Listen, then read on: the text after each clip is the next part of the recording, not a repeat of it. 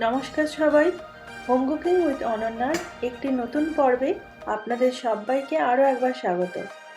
আজ আমি চলে এসেছি শিবরাত্রি স্পেশাল একটি খুব সহজ রেসিপি নিয়ে, যেটি বানানো খুব সহজ আর খেতেও খুব ভালো। উপবাস ভঙ্গের পর এটি যেমন স্বাস্থ্যকর তেমনি ঝটপট বানিয়ে নেওয়া যাবে। তাহলে চলুন শুরু করা যাক আমার আজকে সাবুদানা ফুড কাস্টার্ড রেসিপির শুরুতেই আমি হাফ কাপ সাবুদানা হাফ কাপ জলে ভিজিয়ে রেখেছিলাম এবং 3 ঘন্টার জন্য ভিজিয়ে রেখেছিলাম। দেখুন সাবুদানাগুলো একদম ঝরঝরে হয়েছে। সাবুদানার রেসিপিতে আমি এইভাবেই সাবুদানা ভিজিয়ে থাকি। এবার একটা প্যানের মধ্যে পরিমাণ মতো জল দিয়ে দিলাম। জলটা ফুটে ওঠা পর্যন্ত অপেক্ষা করব।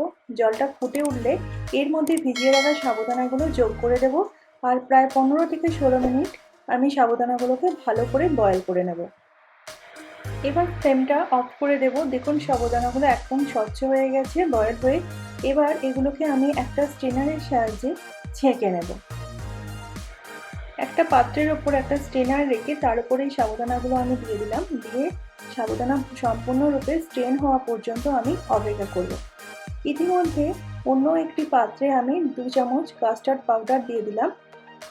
এবার এর মধ্যে একটু দুধ দিয়ে আমি এটা মিক্স করে নিলাম যাতে কোনো লাম্পস না থাকে। এবার অন্য একটি পাত্রে আমি হাফ লিটার মতো দুধ যোগ করলাম। দুধটা ফুটে ওঠা পর্যন্ত আমি অপেক্ষা করব। দুধটা ফুটে উঠলে এর মধ্যে বয়েল করে রাখা সাবুদানাগুলো আমি যোগ করে দেব। এই সাবুদানা সমেত দুধটা আমি 3-4 মিনিটের জন্য ফোটাতে থাকবো। এবার দুধটা ফুটে গেলে এর মধ্যে কাস্টার্ড মিল্কটা যোগ করে দেব। দিয়ে আরও 1 থেকে 2 মিনিট এটা ফুটিয়ে নেব যতক্ষণ না এর গ্রেভিটা ক্রিমি ভাব আসছে। দেখুন এর মধ্যে একটা থিকনেস এসে গেছে। এবার গ্যাসের ফ্লেম বন্ধ করে আমি এটাকে একটু ঠান্ডা হতে দেব। এবার একে একে এর মধ্যে আমি ফ্রুটসগুলো যোগ করে দেব। দিয়ে দেবো কিছু পেঁয়াজ, কিছু অ্যাপেলের টুকরো, আরও দিয়ে দেবো কিছু কিউইর টুকরো। এখানে আপনি আপনার পছন্দ মতো ফ্রুটস ইউজ করতে পারেন, ফ্রুটস মিষ্টি হলেই ভালো। দিয়ে দিলাম কিছু কালো আঙুরের টুকরো, আরও দিয়ে দিচ্ছি কিছু পমেগ্রেনেট। ফ্রুটসগুলো কাস্টার্ডের সাথে ভালোভাবে মিশিয়ে কাস্টার্ডটা ভালো মতন তৈরি করে নেব। এখানে আমি কলা অ্যাড করতে ভুলে গেছিলাম, তাই কলাটা আমি অ্যাড করে নিলাম। এরপর এর মধ্যে একে একে নাটসের চাঙ্কসগুলো আমি দিয়ে দেবো। দিয়ে দিচ্ছি কাজু, কিছু কিশমিশ আর আমন্ডসের টুকরো। নাটসগুলো আপনি আপনার পছন্দ মতো দিতে পারেন। এবার এগুলোকে আবার একবার ভালো করে মিক্স করে নিলাম।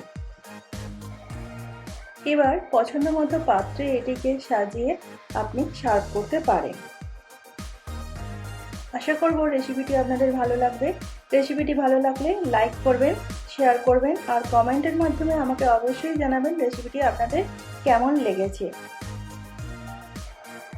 মহাশিবরাত্রির অগ্রিম শুভেচ্ছা জানিয়ে আজকের পর্বটি আমি এখানেই শেষ করছি। আবার দেখা হবে আরেকটি নতুন পর্বে অন্য কোনো নতুন রেসিপির সাথে।